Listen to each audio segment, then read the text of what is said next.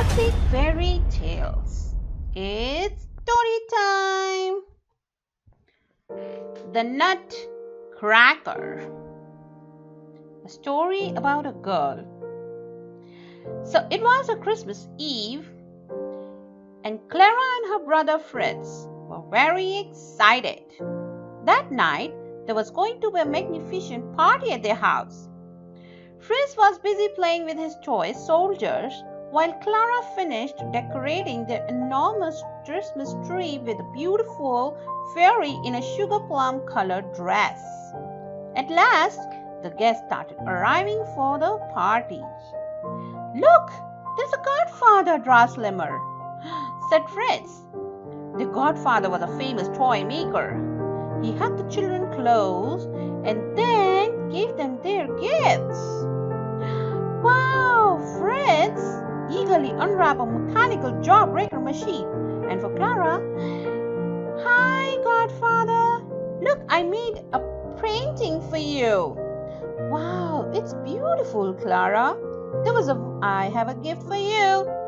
There was a wooden nutcracker in the shape of a soldier. "Can I open? Let's see. Wow, this is beautiful. I loved it. Let's see." "But he is a soldier," said Fritz. "He should be mine." Fritz tried to snatch the nutcracker away from her. He pulled and Clara tugged, and then... what?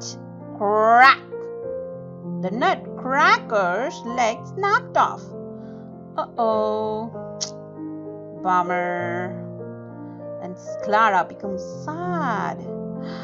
Oh dear. Poor Clara. "It's okay, Clara. I can fix it," said the godfather gently. He pulled a little tool pouch from his pocket and quickly mended the nutcracker. "Oh, thank you, Godfather," cried Clara. She placed the nutcracker carefully under the Christmas tree and went to join the party. Finally, the last dance was danced and the guests said their goodbyes. The family went to bed and the house was dark and quiet. Bong, bong. Clara awoke to hear the clock striking midnight.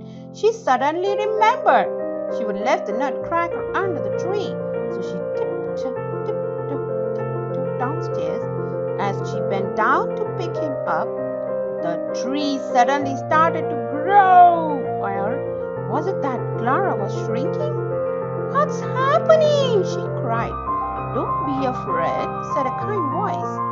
Clara turned around. Her nutcracker had become alive. Behind him, Fritz soldiers were sitting up in their toy box.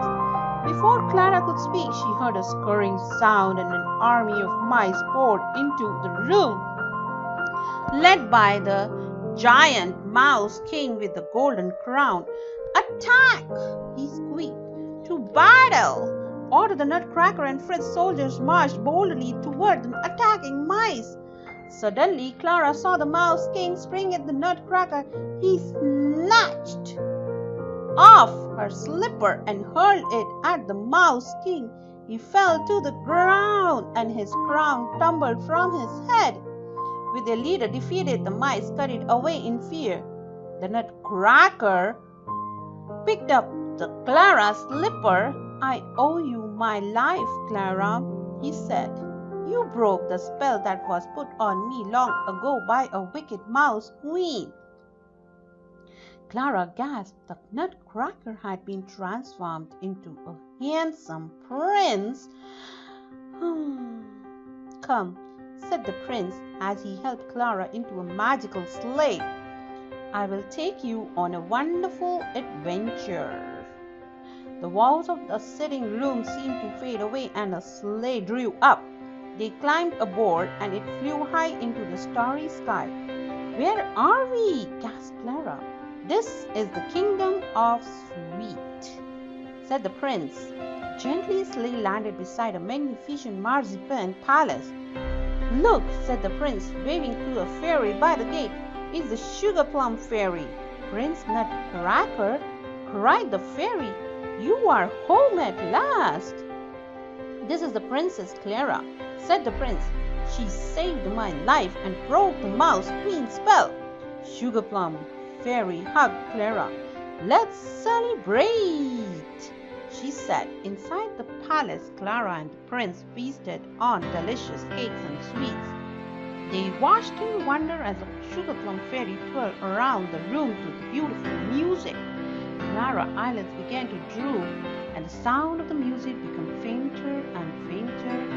Oh, when Clara woke up on a Christmas morning, she found herself curled up under the Christmas tree next to the Nutcracker.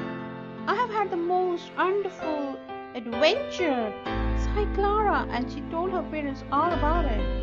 "Well, it was just a dream, darling," said her mother. Clara gazed up at the sugar plum colored fairy on top of the tree. Then she looked at the wooden nutcracker in her hands. "Perhaps it was," she said, but then Clara noticed something glinting on the carpet and smiled spread across her face. It was a tiny golden crown. They lived happily ever after. The end. Feliz Navidad.